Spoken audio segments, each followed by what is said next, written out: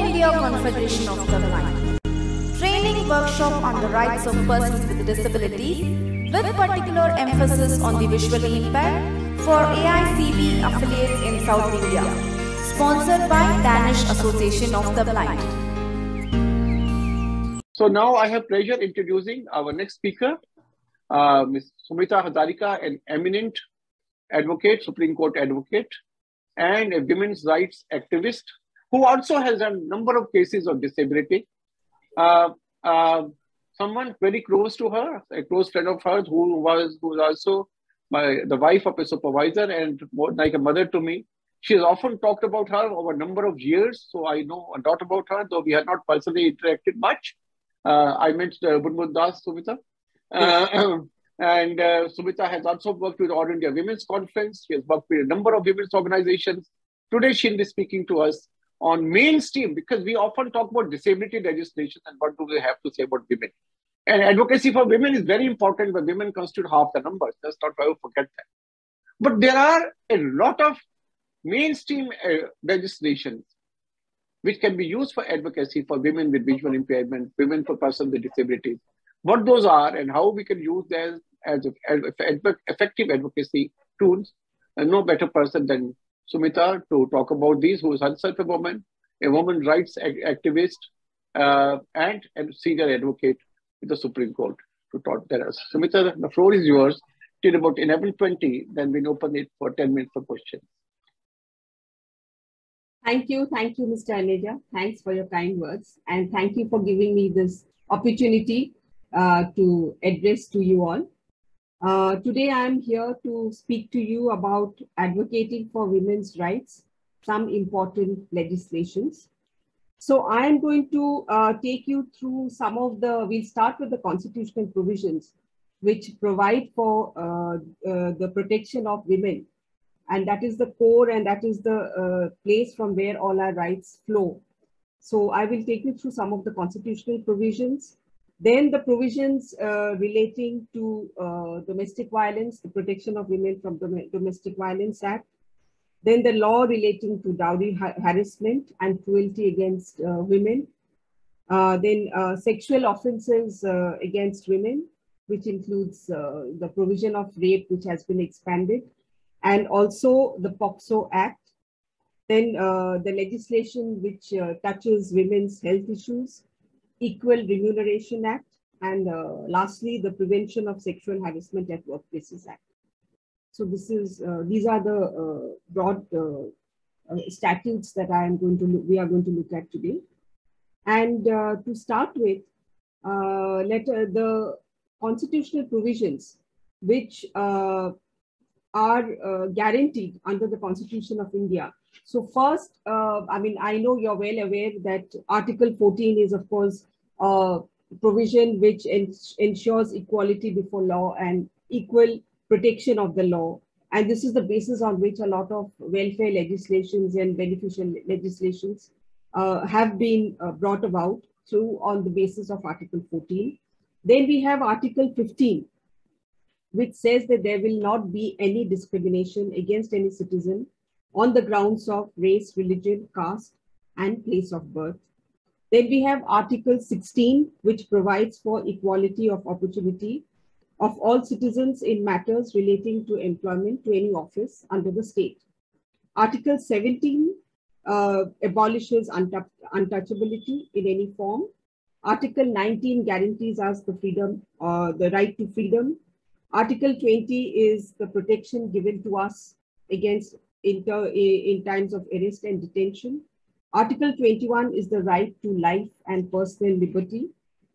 Article 22 provides for rights of the arrested persons. Article 23 is the right against exploitation, traffic in human and forced labor. Article 24 is prohibition of employment of children in factories.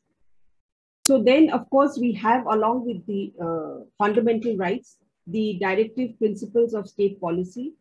And these principles provide for promotion of welfare of the people, equal justice and free legal aid, right to work, education and public assistance, just and human conditions of work, wages for workers, participation in management in the factories, compulsory education for children, maintaining minimal level of nutrition, public health, and standard of living. So, and as we are aware that the fundamental rights are enforceable in law, as well as directive principles are not enforceable in law. We cannot go to court because the state has failed to observe any of the directive principles. But if a fundamental right is read with a directive principle, then it has the color of a fundamental right, and that gives us a right to go to court. And so if I may expand the right of the rights guaranteed under Article 21. So that also Article 21, dignity, life, right to life has also been read as right to live a life with dignity. So dignity has also been included under Article 21 of the Constitution. And this provision has been used to safeguard the rights of women, such as right to divorce, right to a life free from violence, and right to safe abortions. Under Article 51A of the Constitution, which lays down the duties of all citizens, it stipulates that all citizens have a duty to promote harmony and to renounce practices which are derogatory to the dignity of women. Then we have Article 14, which provides, as I've already pointed out, which provides for equality before law and equal protection of the law. Now, along with this article, we also have the provisions in Article 15 and 16, and which prohibits any kind of discrimination on the ground of religion, race, caste, sex, or place of birth. This ensures that there is no discrimination between men and women, upper caste and lower caste, rich and poor, and will be treated as equals before the law and will be provided equal protection before the law. So if any law or any action is taken to prevent women from taking up employment in government or public sector undertaking, such law or action by the concerned authority can be struck down by the Supreme Court or the High Court, as it will be contrary to the constitutional provisions. Now, as far as there are some, whether this right, this fundamental right which we have, can be invoked against private bodies. The answer is no, because the fundamental rights are only available against the state. So only those institutions which are either the government or institutions which have the support of the government, those are included within the definition of state. And we can file a writ petition before the High Court or the Supreme Court for enforcement of our rights guaranteed under the Constitution. But to some limited extent, the Supreme Court, in one of the judgments in the case of Indian Medical Association versus Union of India, has held that as far as the Article 15 is concerned, protection against discrimination, that the Supreme Court has said, and I quote, that Article 15, when read with egalitarian jurisprudence inherent in Articles 14, 15, 16, and Article 38, read with the national aspirations of establishing a society in which equality of statutes and opportunity and justice, social, economic, and political, would only be would imply that private sector which offers such facilities ought not to be conducting their affairs in such a manner which promote existing discriminations and disadvantages.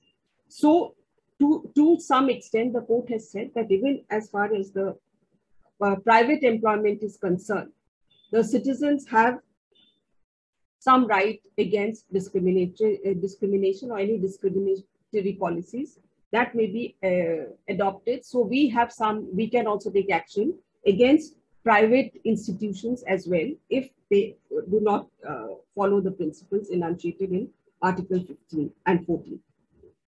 The next will be that how do we approach the court? We can approach the court either for enforcement of our fundamental rights.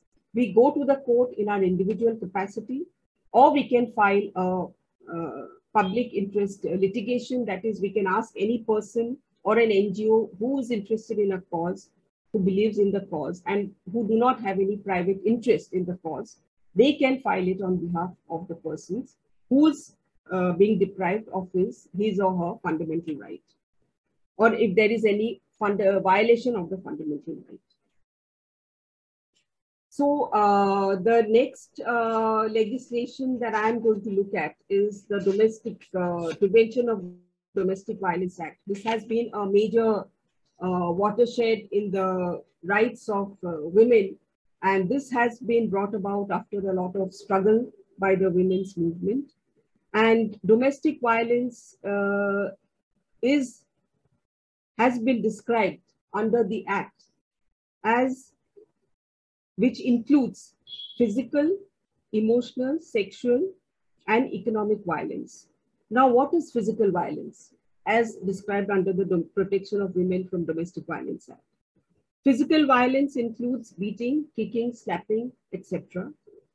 Emotional violence, it includes abusing, using derogatory words, demanding dowry, humiliating her because she does not have children or has only girl children, or because she is not good looking, or she has not brought enough dowry, etc. Or threatening to throw her out of the house, or threatening that she will not be provided any money for her or her children's maintenance, etc. So all these kind of violence amounts to emotional violence. Sexual violence, forcing the wife to have sex when she is not in a position to have sex, forcing her to watch pornography, filming her nude, and then circulating these video clips, threatening to bring other women into the house to have sex with them in her presence, forcing the wife to have sex with other men, etc. These are included amongst sexual violence. Economic abuse means neglecting to maintain the wife, not giving her money for her maintenance, throwing her out of the house and not providing any shelter or maintenance, not returning her dowries, sweetheart, or jewelry. These are some of the examples of economic abuse on the women. What rights do this Act give to women? The Act gives the right to live a life free from violence. It protects the right to shelter in the following ways. Right to an order of protection. If there is a threat of violence, the woman can get an order of protection restraining the husband and his family members from committing violence on her, even if she is living on her father's house, and if she is afraid that her husband may assault her or come to her place of work or humiliate her, she can ask for stop order. That is, she can get an order of injunction restraining her husband from coming anywhere close to her. Right to live in the same house. The husband, father-in-law, even the father of the girl or woman cannot throw her out from the house where she is living or has lived. This is provided under Section 19 of the Domestic Violence Act. Then we have as I have already stated, that the woman has a right to claim maintenance under this Act. This is provided under Section 20. She also can claim custody of her children under Section 21 of the Act. If the woman has suffered injury or harm due to domestic violence, she also has the right to claim compensation. This is provided in Section 22 of the Act. So, and then the provision under the Domestic Violence Act is that it also includes both married and unmarried women. So a woman who's in a relationship with a man and has been living with a man as husband and wife, she is also entitled to protection under the Domestic Violence Act.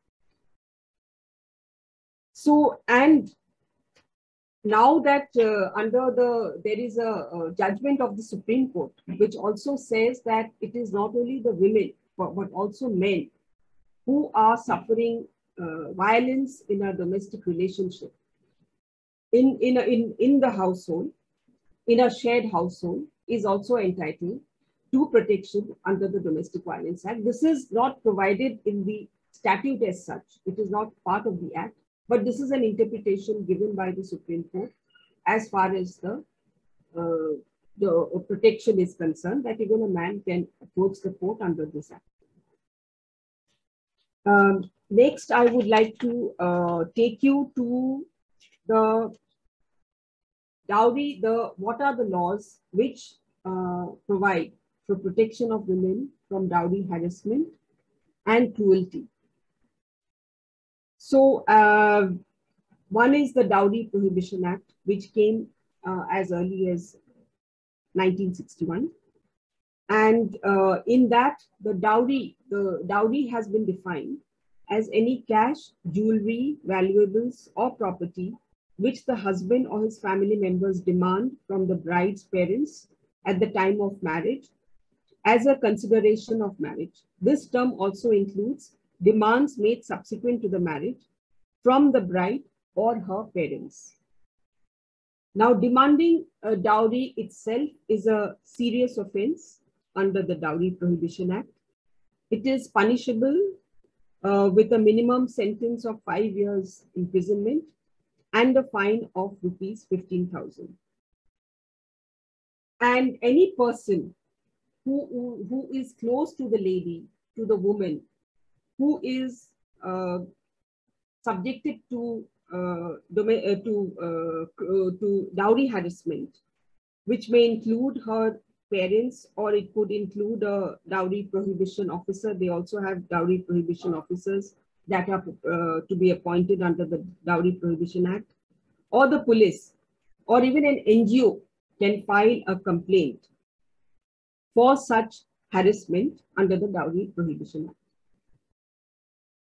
So, and what are the kind of provisions in the IPC as far as the cruelty is concerned? Now it says that under the IPC, if we look at, it provides that if a woman has died in her matrimonial home within 7 years under unnatural or suspicious circumstances, then there is a special legal provision in section 304B of the Indian Penal Code. If a woman committed suicide due to harassment for dowry within 7 years of her marriage, then it is section 306 of the Indian Penal Code, and it comes under abetment to suicide, which can be invoked against her in-laws and her husband. If the woman was harassed for dowry or was treated with cruelty, section 498A can be invoked. And in as far as the invocation of section 498A is concerned, there is no limitation of 7 years after marriage. As far as the earlier instances of offense under section 306 of the IPC and 304B relating to dowry death of the IPC, there either the death had to happen within 7 years of marriage, or the suicide, or the woman had committed suicide, or she had died under unnatural circumstances within 7 years of marriage. As far as the provisions of section 498A of the Indian Penal Code is concerned, which is also related to dowry harassment, there is no limitation of 7 years. It can be invoked at any time, even beyond 7 years. Now, so what is the, and how do we deal with this menace of dowry? So are we going to, how do we prevent this kind of dowry, prevent women from getting into this, become victims of dowry harassment? So of course it has to be through social movement, and it is the society, and women and the parents would have to take a very strong view that they will not be accepting any kind of marriage proposal where the husband insists on any kind of dowry or makes any demand for dowry. The next thing that I'm going to look at is sexual offenses under the IPC, and what are the sections which deal with sexual offenses under the Indian Penal Code. So one is outraging modesty, that is provided in section 354. And it says, section 354 says that if a man assaults or uses criminal force on any woman with the intention of outraging her modesty, or knowing that it is likely to outrage her modesty, then he shall be punished under this section. So outraging woman's modesty is a penal offense under the Indian Penal Code. Then there is also sexual harassment has also been made into a penal offense, that is provided in section 354A.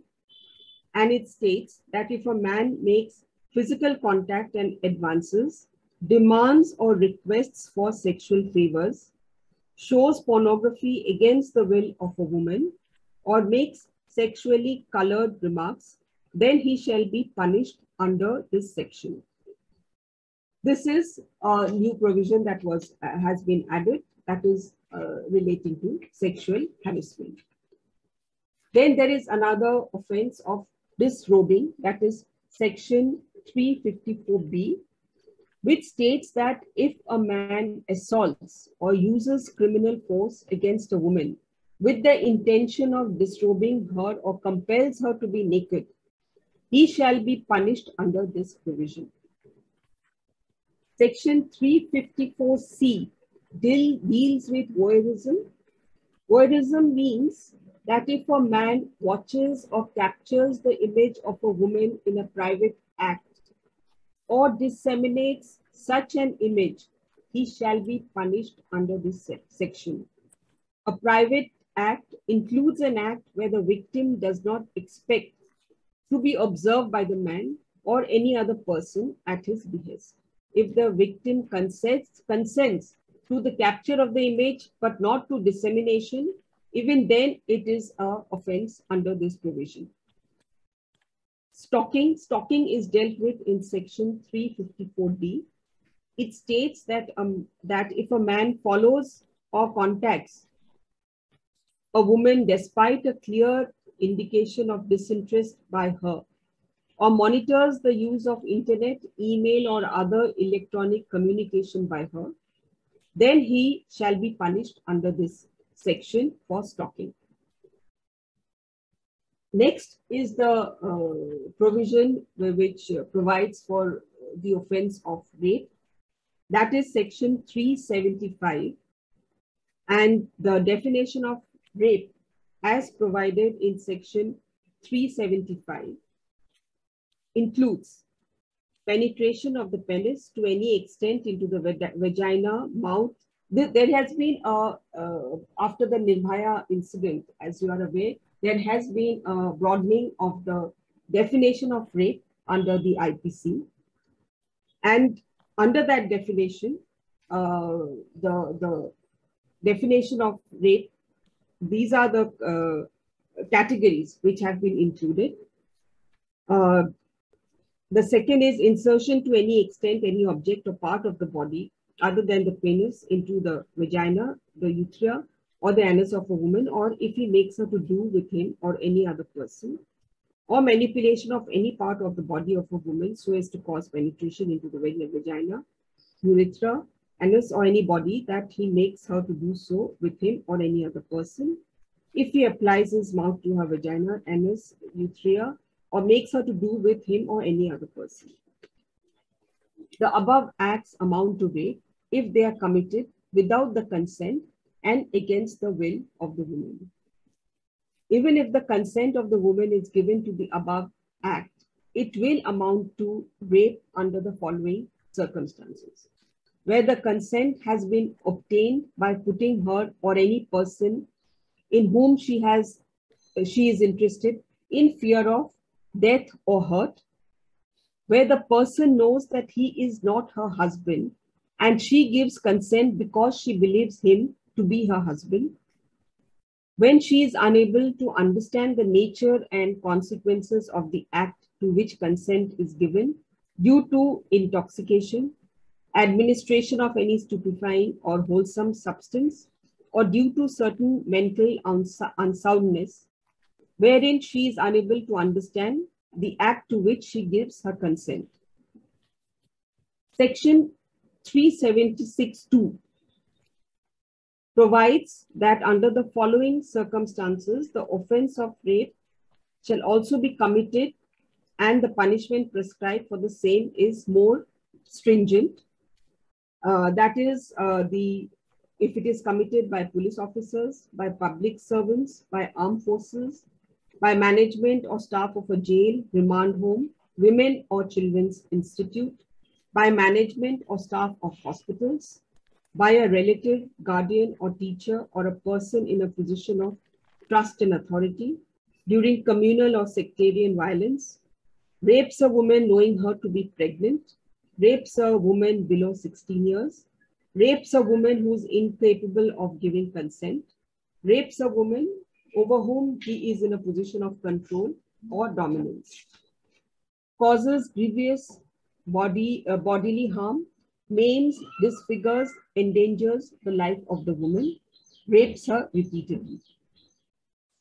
Now the section 376A, that provides that during the commission of the offense of rape, if a man inflicts an injury which causes the death of the woman or causes the woman to be in a persistent vegetative state, then such an act will be also punishable with a stringent punishment.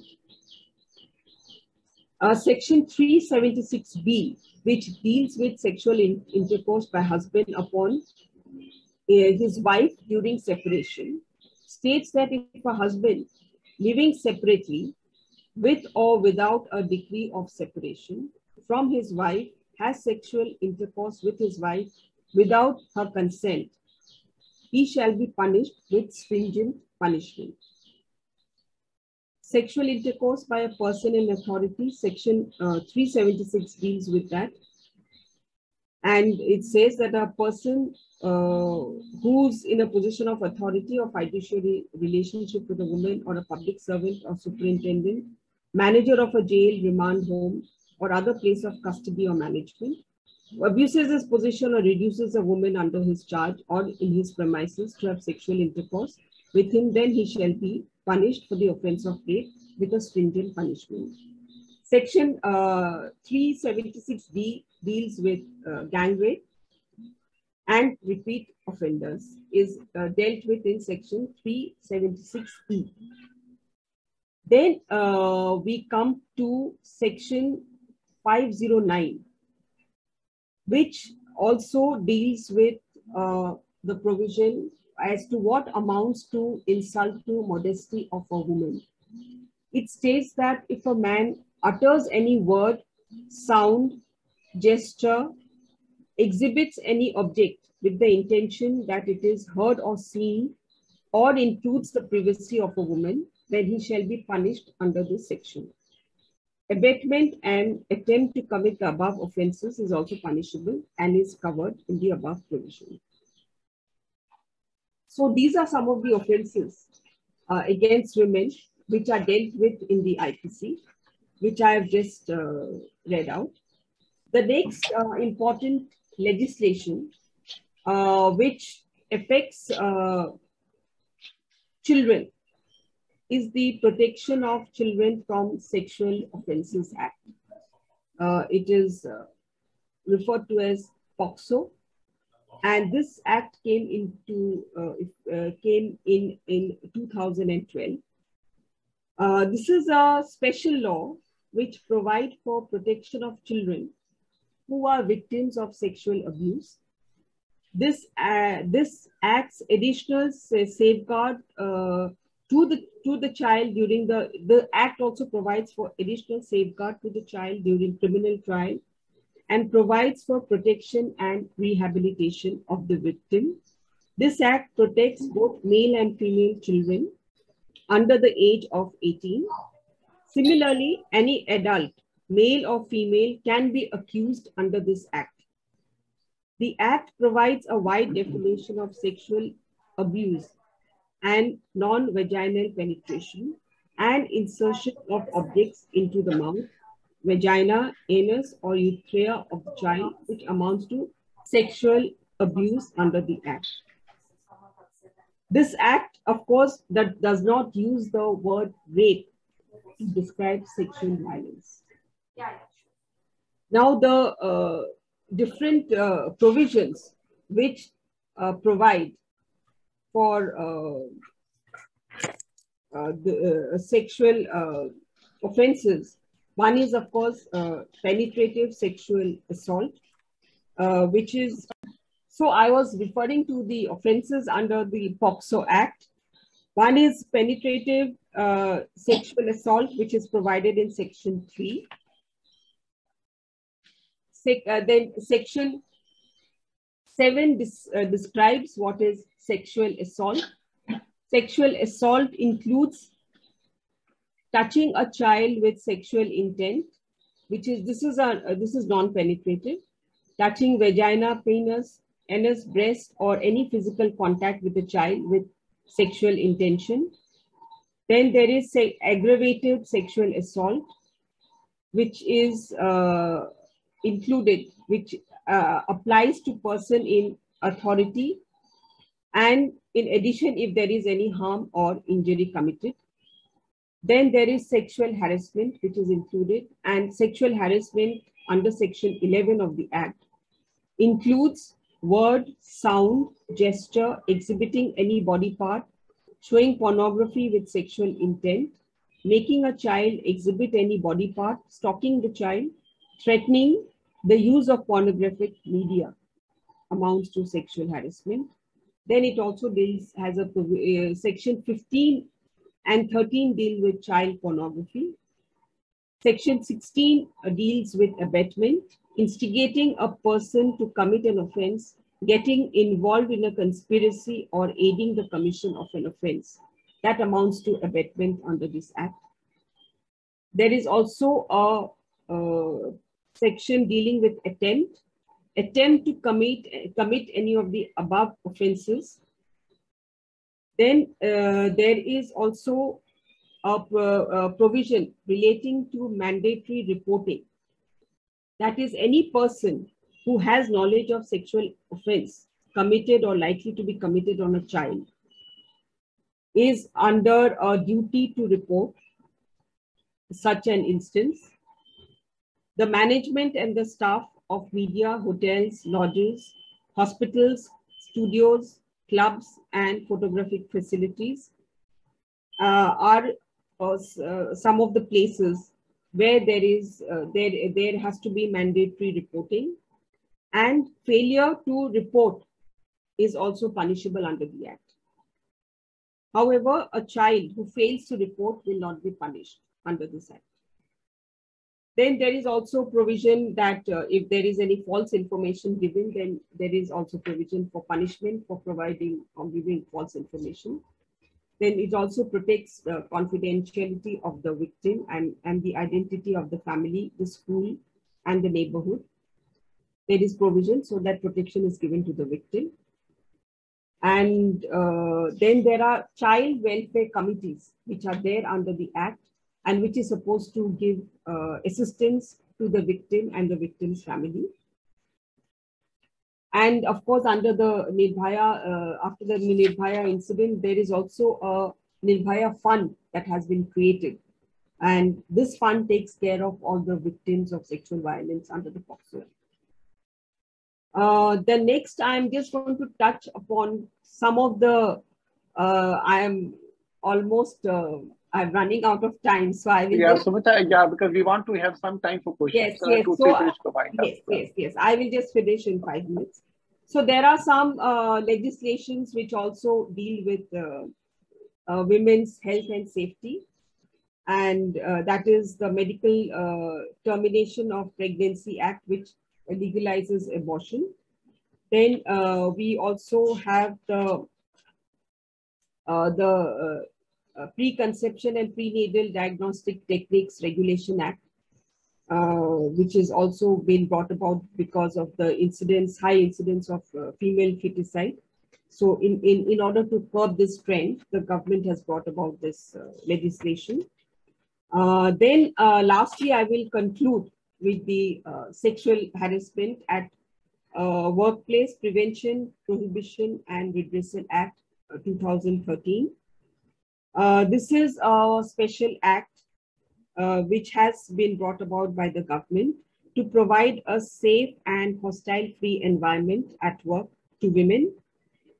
And under this act, it provides that any institution or any organization which has a minimum number of persons working in that organization, they have to have a committee, internal complaints committee, in which any person who is suffering from any kind of sexual harassment in the place of work or in school or in colleges, there they can approach this committee and file a complaint of sexual harassment against the person who's harassing them under this act.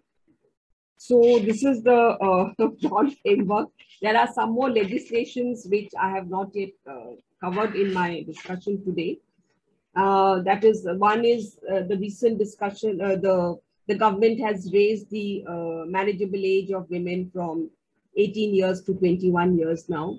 That is under the Prohibition of Child Marriages Act. So that has also been brought about recently. So these are the broad legislations that, according to me, have played a role in protecting women's rights. Thank you. Yeah, thank you very much, Sumita ji, for this very comprehensive and very nuanced discussion and information about various legislations which are in place, which are as applicable to persons with disabilities, women with disabilities, particularly visually impaired women, as other legislations, and we should seek refuge and support not just under the disability-specific legislations, but also these mainstream legislation, which are very good. This is called inclusion in advocacy. Advocacy is not exclusive. There are only RPD Act, UNCR. No. Advocacy is anything which protects our right, any act, any law, any policy, any document which protects our rights. So it's very important to be aware of all mainstream provisions because they're all applicable to persons with disabilities and visually impaired persons also. So it's good to know. I'm sure there will be some questions. Any question? Okay. Yes, sir. Ma'am, good morning. Actually, I have a question regarding this committee set up for harassment of, sexual harassment at workplace. Can you tell us more about that? Well, as far as if you're in any workplace, which also includes an education institute, and if there is any, if you are facing any kind of harassment in that workplace, then you can approach this complaints committee. And this complaints committee is, in every place, there will be a representative from each level of the employers. So, and then there will be also a student representative, there will be a teacher's representative, and they will first hear the complainant, listen to her complaint, and if they feel, they will also ask the person against whom the complaint has been made. That person will also be asked to appear before the committee.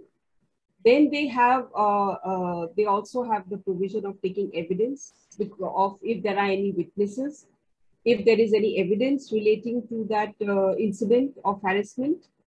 So the committee looks into all these evidence, hears both the parties, and then it comes up with a report and also gives suggestions as to what is the kind of punishment that is to be imposed against the harasser. Ma'am, one more question from my side. Yes. Ma'am, what if the complaints committee is not working properly, or if they didn't constitute any committee, any such committee in the education institutions? Well, it is compulsory. If they have not committed, they have not instituted the committee, then you can always go file a police complaint. The Act also provides for filing a police complaint. Okay. Thank you, Raja. Yeah, Raja. Yes, sir. Yes, sir. Good morning, madam. Good morning. Yes. I'm asking a question through in my regional language. Our said Mrs. Muthuswali Pondiraj will translate you, madam. It's my comfortable so that. Okay, எனக்கு என்னன்னா இப்போ ஒரு சிறுமி ஒரு சின்ன பொண்ணு ஒரு different table சின்ன பொண்ணு செக்ஷுவல் ஹராஸ்மெண்ட் செய்யப்படும் போது பெரும்பாலான இடங்கள்ல அந்த டிசபிலிட்டி ஆக்ட் படி ஆக்ஷன் எடுக்கிறதுல போக்சோ வழக்குல தான் வந்துட்டு பண்றாங்க. Raja, obviously the speaker does not understand English. We need a translator. No, he said, no, I will translate, sir. Okay, you translate. Okay. Okay. So இங்க வந்துட்டு போக்சோல தான் வந்துட்டு ரெஜிஸ்டர் பண்றாங்க. இன்னொரு விஷயம் போக்சோல பண்ணும்போது அது மீடியா ஹைலைட் ஆகுது. டிஃபரெண்ட் லேபிள் கேர்ள் அந்த சின்ன பொண்ணா இருக்கும்போது ரொம்ப சாதாரணமா மீடியா வந்துட்டு அந்த பேர் பப்ளிஷ் பண்ணிருக்காங்க. ஸோ இந்த மாதிரி இது பண்றதுக்கு நம்ம போக்சோலே பண்றது பெட்டரா அல்லது இதை விட வந்துட்டு ஸ்ட்ராங்கா நம்ம இந்த விஷயத்துல மீடியா அத்துமீறப்போ அவங்க மேல வந்துட்டு நம்ம என்ன மாதிரியான ஆக்ஷன் வந்துட்டு எடுக்கலாம்? இது ரொம்ப ஒரு சென்சிட்டிவான இஷ்யூவா இருக்கிறதுனால நமக்கு பெரிய இஷ்யூவா இருக்கு இந்த இஷ்யூ பொறுத்த வரைக்கும். அதான்க்கா, please translate him. Yes, sir. Ma'am, his question is if a young girl is sexually harassed, the police are hesitant to file the case against RPD Act. We have a punishment provision under RPD Act for sexually harassing disabled women also. He is saying instead of filing the case under RPD Act, they are filing the case under POCSO. So when it is filed under POCSO, another thing he is saying, when it comes to disability, the media people are also not hesitant to name the girl. So what legislation is saying about that, and what action can we take? Well, the legislation is very clear that you cannot disclose the names. There is a clear provision. Now, as far as applicability of the POCSO Act is concerned, now if the person is the victim, is a child, then obviously and you see under the POCSO Act also there is a provision for sexual harassment. So if you go to the police, then the police will register it under the POCSO Act as well, because it becomes an offense under the POCSO Act as well, if it is a case of sexual harassment, and if it is happening to a child who's below the age of 16. Am I clear? Do you want any other clarification? Yeah, Raja, I just wanted to add to what Ms. Hazarika has said, that under the RPD Act, I think section 95, 96, there is a provision that if an offense is punishable under both two acts, then it will be punishable under whichever act is more beneficial. And secondly, you see, RPD Act is independent, but the other applicable acts also need to undergo amendments in consonance with the RPD Act, which has not happened. RPD Act is standalone, other acts are standalone. They need to include the provision RPD Acts also in those acts, and that of those amendments have not happened. So we need to do advocacy in that area also. Those amendments do happen in the relevant acts, but there is a provision in the RPD Act that the cases would be registered under the act, which is more beneficial. So that is a point. Raja, yes, want to say something more? Yes, sir. I understood. Yeah, okay. There's somebody else, Aishwarya, who raised hand. If you could tell me the name of the person.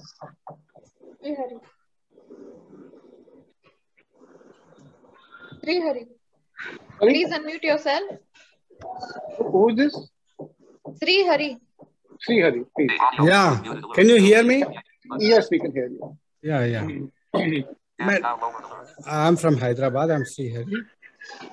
Well, my query is, madam. Yes. Has PWD Act conferred any special protection to the blind women?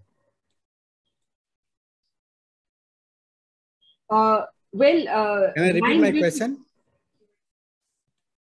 I have not really today prepared myself to deal with the PWD Act. But what I can tell you is that blind women are also covered under the general provisions, the general law that I have referred to today. Okay. They are also protected, and they are provided all kinds of protections. They can also seek protections under the other acts as well. They don't have to only limit themselves to the Disabilities Act. My question is, madam, a special act has been enacted to deal with the offences perpetrated against handicapped or Yes. okay. So, is there any special provision to give more, what should I say, special protection for the blind women, especially because they are highly prone to the exposure, what should I say, exposure for the offences to be perpetrated by the men in general in the society. Say, for example, a woman is walking on the road, and deliberately a man can ditch her. So such things, or he can resort to prohibited sexual assault, isn't it? Yes, yes, sir. I get your point, but what I'm saying is that a lady who may be blind, but she will be equally protected by the law under the IPC, under the Domestic Violence Act, under the protection of women from prevention of sexual harassment at workplaces. All these acts which have been brought out for the welfare of women will be equally applicable to the blind women as well. Ma'am, actually, can I answer this? Yes, yes. Sir, Srihari sir, actually, blind women, as far as blind women is concerned, we have a section 91 under RPD Act where a woman is sexually harassed or without her permission, any surgery has been done to prevent her reproductive rights, then a punishment is available under this RPD Act is protecting the women on this ground. And also in RPD Act, we have a exclusive section for girls with disability, and RPD Act has envisaged marital rights, reproductive rights. But unlike UNCRPD, there is not a separate section allocated for women with disabilities. But yes, RPD Act do give some protection for women with disabilities.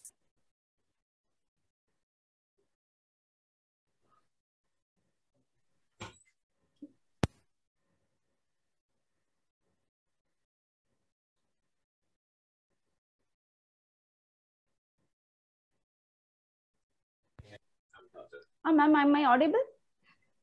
Yes. Yeah. Hello. Hello, I'm Dr. Sivakumar from Tamil Nadu. Can I hear you? Yes, Dr. Shiva. Madam, I have one query about in judiciary filing cases in criminal cases. There are many options in their website, like police station or in a court premises. There are many juvenile cases, like juvenile cases, complaint petition, review petition. Many titles are there, but there is no title relating to persons with disabilities in this website or any the book. Many police officers or legal subordinates, they don't know RPD Act and its provisions. How we able to